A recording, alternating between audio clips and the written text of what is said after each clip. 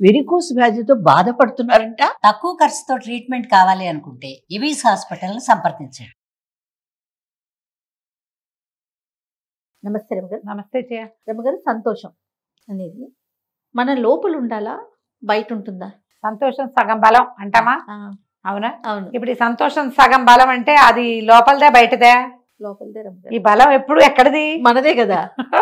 సంతోషం సగం బలము లోపల నుంచి. అంతే. నువ్వు బయట ఉన్నవి తాత్కాలికమైనవి జయ, ఉంటాయి లేకపోతే లేదు.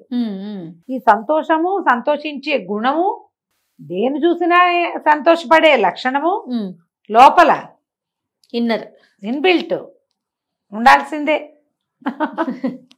మనం బయట ఎవరినో చూస్తాం జయ, ఏదో చూస్తాం, అవి మనకి లేవు, మనకు ఉండవు, రావు కూడా. కానీ బయట చూసి సంతోషించే గుణం లోపలుంటే సంతోషంగా ఉంటాం మనం. అన్నిటికీ ప్రతిదానికి కూడా ఇదే పాయింట్. ఏ విషయాన్ని ఇప్పుడు నీకే ఏదైనా వనగూడింది, ఎక్కడి నుంచి అయినా వచ్చింది, సంతోషం. పక్కవాడికి ఎవరికో కుదిరింది, వాళ్ళ అబ్బాయి ₹1,00,00,000 జీతం, ఉద్యోగం, చిన్న పిల్లాడు చిట్టుకుని సెటిల్ అయింది, సెలెక్ట్ అయిపోయాడు, ₹1,00,00,000 గూగుల్లో జీతం అనగానే అనుకుంటే లోపల ఏముండాలి? ఎవరిని చూసినా ఓ నిన్నటి దాకా ఇక్కడే తిరిగేవాడు పిల్లాడు, భలే వచ్చింది, హాయ్ పోరిని అంతుందా వీడికి, ఇలా ఆనందించాలి మనం. దీనికి ఏం కావాలి? ఉండాలి లోపల. లోపలంటూ ఒక పదార్థం ఉండాలంటారు. ఆ సంతోషం అనేది బయట ఉండదు జయ, బయట తాత్కాలికంగా ఉంటుంది. శాశ్వతమైన సంతోష గుణము లోపల ఉండేది.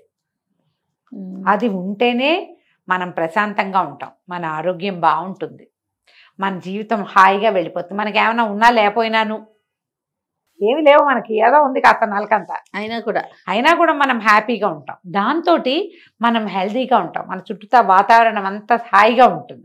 ఆ ఒక్క సంతోషం అనే బ్రహ్మ పదార్థం నీ లోపల లేదనుకో, బయటది ఎంతసేపు సంతోష పెడుతుంది నిన్ను? ఇదంతా నాటకం కదా, తాత్కాలికమైంది. రోజు నిన్ను ఆనందింపజేసే విషయాలు ఏం కనపడతాయి? ఆనందం లోపల ఉండాలి కదా, ఆ ఆనందము లోపల ఉండాలి.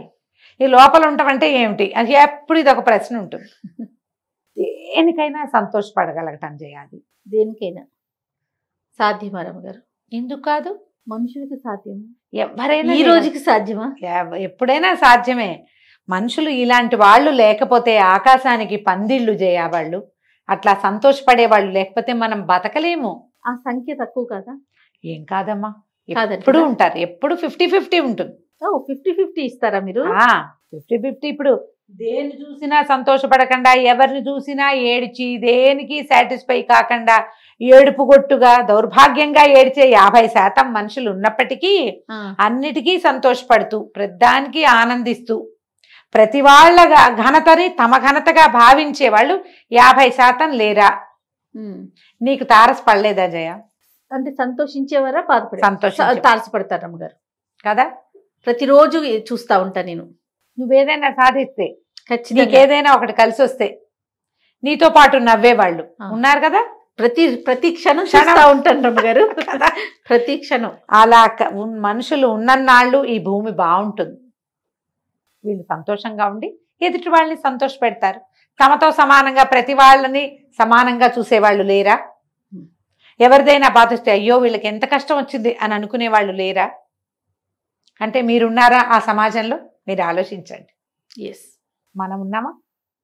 ఎవరికో ఏదో ప్రాబ్లం, వాళ్ళు ఎవరికో యాక్సిడెంట్ అయింది, టీవీలో అయ్యో ఎంత కష్టం వచ్చింది, అంతేగాని చూడగా అక్కడికి ఎవడెళ్ళమన్నాడు వీళ్ళని అంటామా? ఈ సంఖ్య తక్కువ. మీరనే ఇప్పుడు రెండో మాట, ఎవరు వెళ్ళమన్నారు అనేది తక్కువ ఉంటారు. ఉన్నారు వాళ్ళు ఉంటారు 50%. కానీ 50% అయ్యో ఎంత కష్టం వచ్చింది, ఎందుకు ఇంత పని జరిగిపోయింది, ఆ పిల్ల అన్యాయం అయిపోయింది, ఆ పిల్లాడు యాక్సిడెంట్ లో ఇది ఇప్పుడు ఆ పిల్లవాడు కోలుకుంటే బాగుండు. ఆ తల్లి దూకేసింది, పిల్లల్ని తోసేసింది, పిల్లలు 3 చచ్చిపోయారు, తల్లి బతుకుంది. అయ్యో ఒక్క పిల్లాడైనా దక్కలేదే తల్లికి. ఒక్క పిల్లవాడు బతుకున్న పాపిష్టి తల్లి, అది చేసింది సరైన పని కాదు.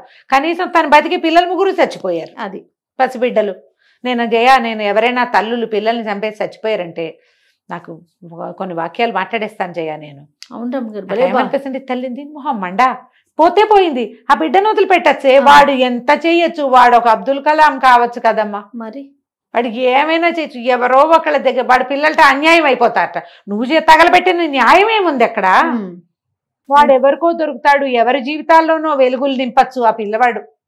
ఏదైనా ఆ బిడ్డ వల్ల ఏదైనా ప్రపంచానికి మేలు జరగచ్చు. చంపేసి ఏం సాధిస్తుంది పాపిష్టి తల్లి? పోతే పోయింది, పీడ చచ్చిపో, నీకు అంత బతకాలని. లేకపోతే పసిబిడ్డకి ఏం తెలుసమ్మా, వాడు ఎందుకు చచ్చిపోవాలి? అవును, అది చూస్తే ఆ పూటంతా నాకు చాలా కష్టంగా ఉంటుంది జయ.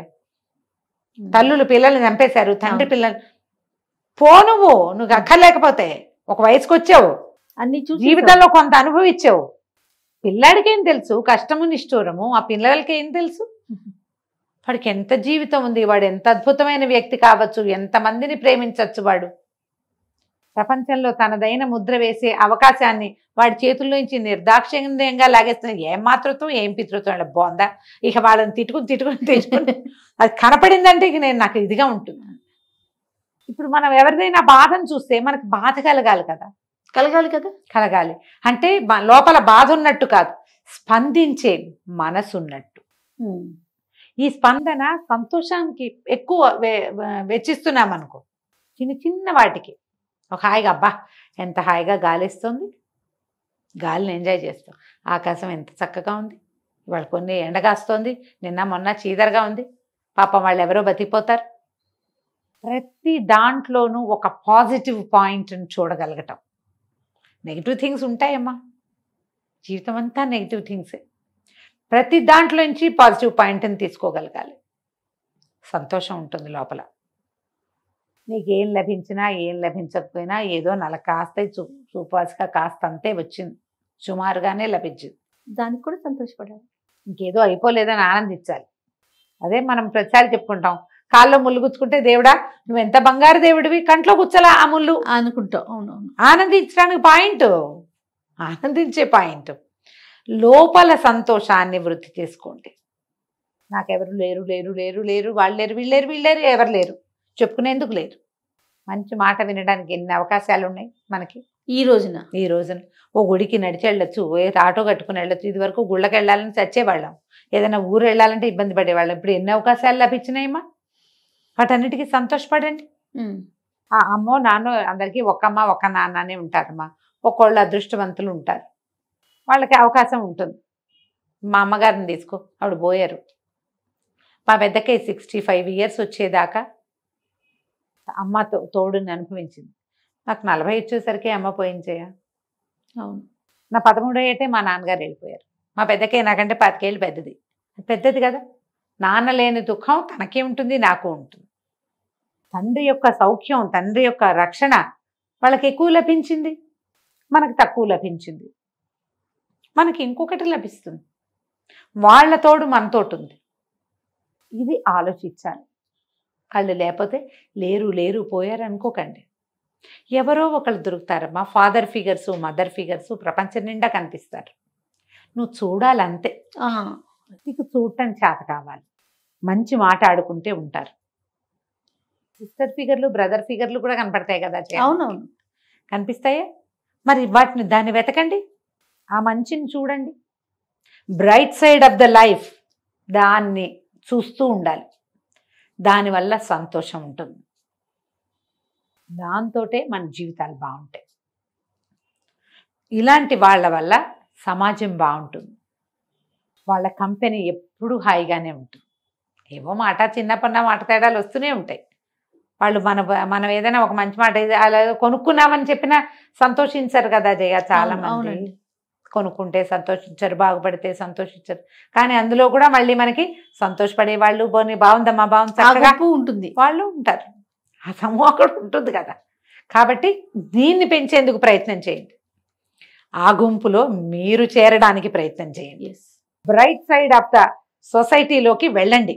మీరు వాళ్ళెవరో అలా లేరని అడగద్దు, మీరెవ్వండి. అది మనమైతే ప్రతి వాళ్ళు మనం కూడా సంతోషిద్దాం కదా. మనం ఒక అడుగు ముందుకేస్తే మనలాంటి సమాజం పెరిగిపోతుంది ఆటోమేటిక్గా. నువ్వు చేరి ఆ సమాజాన్ని పెంపొందించు. సూపర్. సంతోషించే సమాజం ఎక్కడుందో చూడండి. తప్పకుండా రమ్య గారు. నమస్తే. నమస్తే.